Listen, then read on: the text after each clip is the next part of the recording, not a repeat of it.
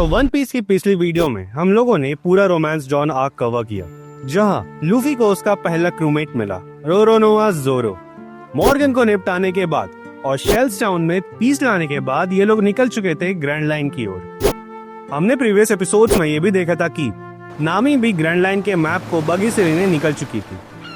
Hey guys, it's just side welcoming you on Weeb Residence. Welcome to another video of the One Piece Chronicle series और आज के इस video में हम cover करेंगे orange town arc, जहां first time Luffy का सामना होने वाला है एक डेविल फ्रूट यूजर से।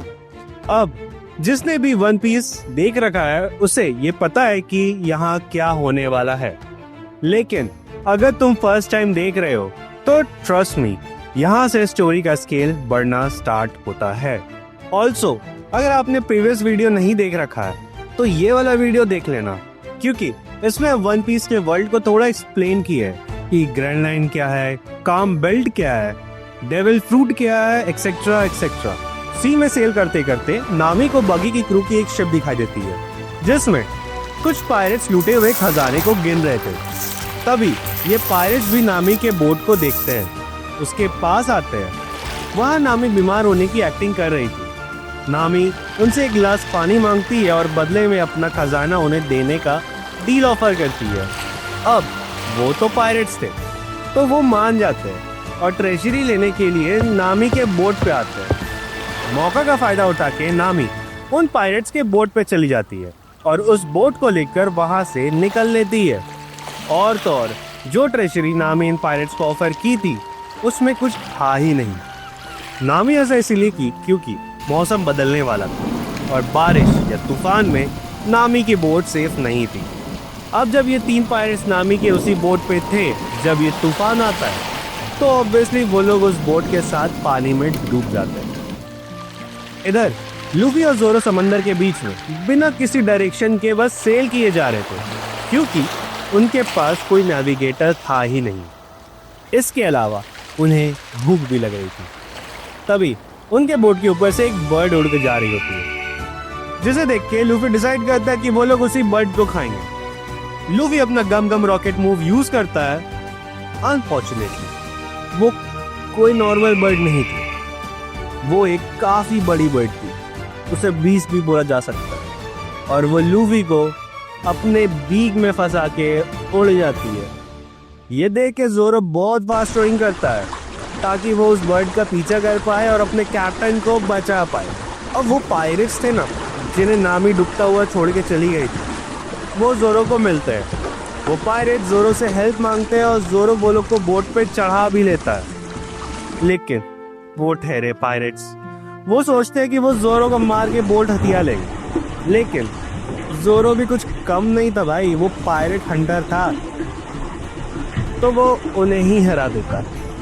एक्चुअली वो पायरेट जोरो को जानते थे और उससे डरते भी थे, लेकिन उन्हें ये नहीं पता था कि जोरो दिखता कैसा है। अब इस मोमेंट के बाद जोरो उन पायरेट से ही रोइंग करवाता है और वो लोग ऑरेंज आइलैंड पहुंचते हैं। नामी भी इसी आइलैंड पे थी और वो ग्रैंड लाइन का मैप बगी से चोरी कर चुकी थी। बगी के पायरेट्स उसके पीछे थे। इसी बीच लूफी भी उसी आइलैंड के ऊपर से उड़ता हुआ जा रहा था। बगी के ऑर्डर्स पे उसके पायरेट्स उस बर्ड को शूट कर देते हैं और लूफी भी वहीं आकर गिरता है जहां नामी और उसके पीछे पड़े हुए पायरेट्स थे। अब फिर से मौके की नजाकत को समझते हुए नामी लूफी को अपना बॉस बना लेती है और वहां से भाग जाती है। उन पायरेट्स को लगता है कि अगर वो लोग नामी के बॉस को, मतलब लूफी को कैप्चर कर लेते हैं तो नामी बाद में लूफी को छुड़वाने आएगी ही। पर उन्हें कहाँ पता था कि नामी कितनी चालाक है। वो पायरेट्स लूफी पर अटैक करते हैं, पर लूफी उनको भी हरा ही देता है। ये सब नामी एक घर के छत से देख रही होती है। इसके बाद नामी खुद को इंट्रोड्यूस करती है और लूफी के साथ काम करने के लिए पूछती है। लूफी इस पे मना कर देता है, लेकिन नामी उसे लंच का ऑफर देती है। अब लूफी सुबह से भूखा था तो वो इस ऑफर को मना नहीं कर पाता। ऑरेंज टाउन एक अबैंडन्ड आइलैंड था, लेकिन वो शुरू से ऐसा नहीं था। एक टाइम था जब कुछ लोग इस आइलैंड पे आए, यहाँ सेटल हुए, फिर उन्होंने अपना एक सिस्टम डेवलप किया and they were living peacefully. फिर एक दिन उस टाउन में बगी द क्लाउन आया अपने पायरेट्स के साथ। और उसके कारनामों के कारण लोगों को वो आइलैंड छोड़ के जाना पड़ा। जो छोड़ के चले गए वो बच गए और जो नहीं गए उन्हें मार दिया गया। नामी लूफी को बताती है कि वो एक चोर है और वो सिर्फ और सिर्फ पायरेट से ही चोरी करती है और उसे 100 मिलियन बेरीज कलेक्ट करना है। उसके पास ग्रैंड लाइन का मैप है जिसके बदले कोई भी पायरेट उसे इतना अमाउंट इजीली दे देगा। ये सुन के लूफी नामी को अपने क्रू ज्वाइन करने का ऑफर देता है एज अ नेविगेटर, क्योंकि नामी काफी स्मार्ट थी, उसे नेविगेशन आता था और तो और वो मैप्स को भी समझती थी। तो ऑब्वियस है लूफी को लगा कि नामी उसके क्रू की नेविगेटर बन सकती है। लेकिन प्रॉब्लम ये थी कि नामी को पायरेट से बहुत नफरत था, इसीलिए वो लूफी का ऑफर सीधा मना कर देती है। उसके लिए लूफी भी बाकी सब पायरेट्स की तरह ही था, लेकिन लूफी बिंग लूफी वो इतनी इजीली कहाँ ही गिव अप करने वाला था। भाई को नेविगेटर चाहिए थी। नामी का मेन फोकस था खुद को सेफ रखना और उसे बगी के क्रू से भी बचना था। तो उसके दिमाग में एक प्लान आता है। वो लूफी को रस्सी से बांध देती है और खींचते हुए सीधा बगी के पास ले जाती है। वहां जाके नामी बगी को बोलती है कि ग्रैंड लाइन का मैप उसने लूफी के ऑर्डर्स पे चुराया था, लेकिन अब वो लूफी को बिट्रे करके बगी की क्रू को ज्वाइन करना चाहती है। बगी उसकी बात सुनता है और मान भी जाता है, लेकिन वेलकम करने से पहले वो डिसाइड करता है कि वो नामी को अपनी पावर्स दिखाए। अब यहाँ होती है बगी की प्रॉपर इंट्रोडक्शन। देखने में ये बंदा पूरा क्लाउन लगता है, red knows, weird makeup, over acting, सब कुछ, लेकिन जितना फनी ये दिखता है उतना था बिल्कुल नहीं। वो अपने स्पेशल कैनन बॉल्स निकालता जिसका नाम था बगी बॉल, और एक ही शॉट में सामने की पूरी बिल्डिंग लाइन उड़ा देता है। मतलब उस मोमेंट पे ये क्लियर हो जाता है कि ये बंदा जोक नहीं है, बस दिखने में क्लाउन है। इसके बाद बगी लूफी से पूछता है कि उसका ड्रीम क्या है। इस पॉइंट तक बगी लूफी को एक केज में बंद कर चुका था। हाँ, तो बगी जब लूफी से पूछता है कि उसका ड्रीम क्या है, इस पे लूफी बिना डरे सीधा बोल देता है पायरेट किंग बनना। अब ऑब्वियसली ये सुन के बगी का ईगो हर्ट हो जाता है, क्योंकि एक पायरेट होते हुए किसी दूसरे पायरेट को पायरेट किंग बनता देखना तो दूर, उसका नाम सुनना भी उसे पसंद नहीं था। तो वो डिसाइड करता है कि वो लूफी को यहीं मार देगा। बगी उस कैनन को लूफी की तरफ एम करता है और नामी को माचिस देकर कहता है कि कैनन इग्नाइट करो। अब यहाँ पे नामी का रियल कैरेक्टर दिखता है। वो पायरेट से हेट करती थी, सेल्फिश थी, मैनिपुलेटिव भी थी, लेकिन वो इतनी हार्टलेस नहीं थी कि किसी हेल्पलेस को अपने सामने ब्लास्ट होता देखे। इसीलिए लास्ट सेकेंड पे वो बगी के उस आदमी को ही मार देती है जो ये कैनन फायर करने जा रहा था। बस फिर क्या था, उसका कवर इंस्टेंटली ब्लो हो जाता है। बगी के सारे पायरेट्स उसके अगेंस्ट हो जाते हैं और सिचुएशन पूरा out of control. And exactly इसी मोमेंट पे वहां एंट्री होती है जोरो की। भाई कैप्टन को ढूंढते ढूंढते समंदर से सीधा विलेन के बेस तक आ पहुंचा। बगी के पायरेट्स जोरो पे अटैक करते हैं, लेकिन उन्हें क्या ही पता था कि सामने जो खड़ा है वो कोई ऑर्डिनरी स्वॉर्ड्समैन नहीं था, वो था पायरेट हंटर जोरो। और फिर जो होता है वो फाइट कम और वन साइडेड बीटिंग ज्यादा लग रही थी। जोरो एक एक करके सबको हरा देता है बिना ज्यादा एफर्ट्स के, लेकिन फिर उसके सामने आता है बगी खुद। जोरो उस पर अटैक करता है, क्लीन स्लैश, और बगी को जोरो ने स्प्लिट कर दिया था, but there was no blood. इसी मोमेंट पे किसी ने जोरो को स्टैब कर दिया, बैक स्टैब, और ये कोई और नहीं था, ये बगी था। और यहाँ रिवील होती है बगी के डेविल फ्रूट पावर्स। एक्चुअली बगी ने खाया था 12-12 नोमी, मतलब चॉप चॉप फ्रूट, एक डेविल फ्रूट जो उसके बॉडी को पीसेस में डिवाइड कर सकता है। इन सिंपल वर्ड्स, जोरो का पूरा फाइटिंग स्टाइल हार्ड काउंटर हो चुका था। बगी की बॉडी टुकड़ों में स्प्लिट हो जाती है और हवा में फ्लोट करने लगती है। जोरो खुद शॉक में रह जाता है, क्योंकि पहली बार उसका स्वॉर्ड किसी को काट के भी कोई डैमेज नहीं कर पाया। अब सिचुएशन ये थी कि लूफी केज में लॉक था, नामी सराउंडेड थी और जोरो के सामने ऐसा विलन था जिसे कट करने का कोई फायदा ही नहीं था, क्योंकि बगी की डेविल फ्रूट पावर्स उसके सोर्ड्स को ऑलमोस्ट यूजलेस बना चुकी थी। बगी का बॉडी टुकड़ों में स्प्लिट हो सकता था, हवा में फ्लोट कर सकता था और फिर दोबारा कनेक्ट भी हो सकता था। जोरो के लिए ये फर्स्ट टाइम था जब उसका पूरा फाइटिंग स्टाइल किसी ने हार्ड काउंटर कर दिया था। इसी बीच बगी ये डिसाइड करता है कि ये इन तीनों को यहीं खत्म कर देगा और उसके क्रू वाले चीयर करने लगते हैं। लेकिन एग्जैक्टली तब लूफी अपनी मौत सामने देखने के बाद भी चुप रहने के बजाय बगी को बिग नोज बोल देता है और भाई पूरा एटमॉस्फेयर फ्रीज हो जाता है। क्लियरली रेड नोज या बिग नोज बोलना बगी का एक सेंसिटिव ट्रिगर था। अब लूफी समझ चुका था कि यहाँ रुकना मतलब सबका मरना, तो वो जोरो और नामी को भागने बोलता है। लेकिन जोरो कैप्टन को छोड़ के भागने वाला बंदा तो नहीं था। उसके लिए लूफी अब एक ऑफिशियल कैप्टन बन चुका था, तो वो कुछ और ही प्लान निकालता है। जोरो सीधा बगी बॉल कैनन को उठाता है और उसको बगी और उसके क्रूमेट्स की तरफ घुमा देता है। याद रखना, ये वही बगी बॉल थी जिससे पहले बगी एक पूरा बिल्डिंग लाइन उड़ा चुका था। अगर ये ब्लास्ट होती तो बगी खुद भी बचने वाला नहीं था।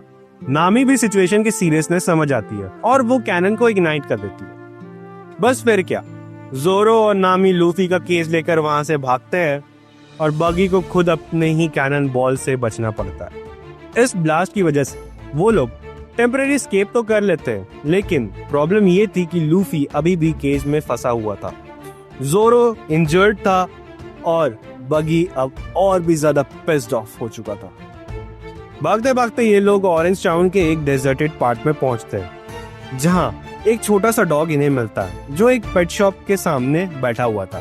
पहले तो सबको लगता है कि ये बस एक रैंडम डॉग है, लेकिन ये एक्चुअली इस एपिसोड का सबसे इमोशनल कैरेक्टर निकलने वाला था। डॉग का नाम शोशो था। आई होप हम उसको सही प्रोनाउंस कर रहे हैं। और टाउन का मेयर हमें बताता है कि ये शॉप उसके ओनर की थी। ओनर अब मर चुका था, लेकिन उसके मरने के बाद भी शाओ शाओ रोज वहीं बैठा रहता था। वो शॉप को गार्ड करता था, क्योंकि उसके लिए ये कोई नॉर्मल बिल्डिंग नहीं थी, ये उसके ओनर की लास्ट मेमोरी थी। लूफी केज के अंदर ये सब सुन रहा होता है, दो वो कुछ बोलता नहीं, लेकिन उसके फेस से ये क्लियर हो जाता है कि उसने ये पूरी बात को समझ लिया। इधर बगी को पता चलता है कि लूफी, जोरो और नामी बच के निकल चुके हैं, तो वो अपने एक और कमांडर मोएजी द बीस्ट टेमर को भेजता है जोरो को मारने। बंदा खुद एक सर्कस परफॉर्मर जैसा ही था, हाथ में विप और साथ में एक जाइंट लायन रीची। मोएजी और रीची जोरो को ढूंढते ढूंढते उसी पेट शॉप तक पहुंचते हैं। रीची को शॉप के अंदर से फूड की स्मेल आ रही थी, तो वो सीधा उसकी तरफ बढ़ता है, लेकिन शाओ शाओ उसके सामने खड़ा हो जाता है। अब देखा जाए तो एक छोटा सा डॉग एक जायंट लायन के सामने कुछ नहीं था, बट शाओ शाओ को साइज से फर्क नहीं पड़ता। वो जान दे देगा, बट अपने ओनर की शॉप को प्रोटेक्ट करेगा। रीची उस पर अटैक करता है, शाओ शाओ फाइट बैक करता है, लेकिन ऑब्वियसली पावर डिफरेंस बहुत बड़ा था। थोड़ी देर स्ट्रगल के बाद रीची शाओ शाओ को बीट कर देता है और उस शॉप के अंदर घुस जाता है। और फिर वो होता है जो इस एपिसोड का एक इमोशनल ब्रेकिंग पॉइंट है। शॉप को आग लगा दिया जाता है। जिस जगह को शाओ शाओ इतने टाइम से प्रोटेक्ट कर रहा था, जो उसके ओनर की लास्ट मेमोरी थी, वो उसके आंखों के सामने बर्बाद हो जाती है। शाओ शाओ का रिएक्शन जेन्युइनली हार्ट ब्रेकिंग था।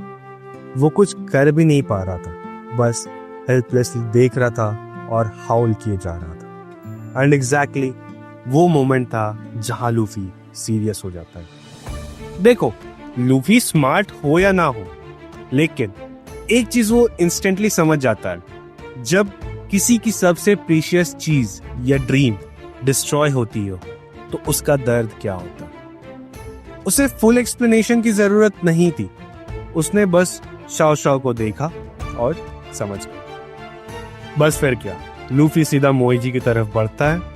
मोएजी को लगता है कि रीची हैंडल कर लेगा, लेकिन रीची ने गलत बंदे को चूज कर लिया था।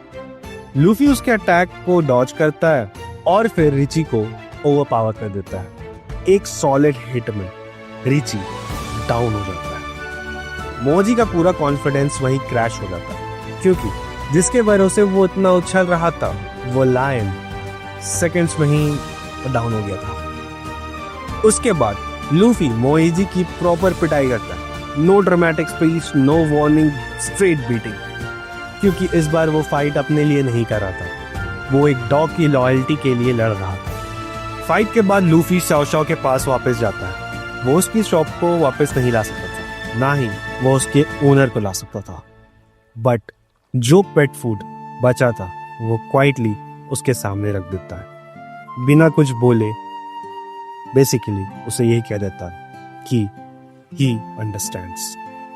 और ये मोमेंट नामी भी देख रही होती है। अब तक नामी के लिए सारे पायरेट सेम थे, ग्रीडी, सेल्फिश, डिस्ट्रक्टिव।